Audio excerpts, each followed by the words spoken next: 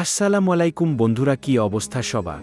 আমি ওগি আছি আপনাদের সাথে। আজকে কিছু কথা বলবো ফ্রি ফায়ার কমিউনিটি নিয়ে। টিকটক, ফেসবুক, ইউটিউব ঢুকলেই দেখা যায় যে শুধু আনফেয়ার প্লেয়ার দিয়ে ভরা।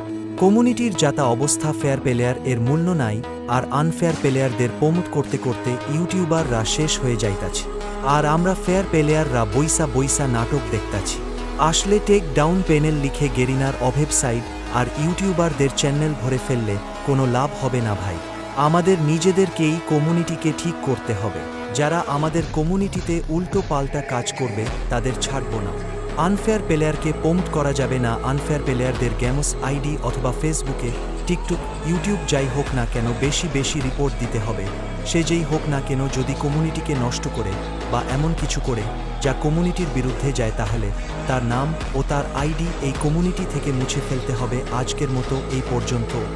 দেখা হবে নতুন কিছু নিয়ে। ভিডিওটি ভালো লাগলে শেয়ার করুন।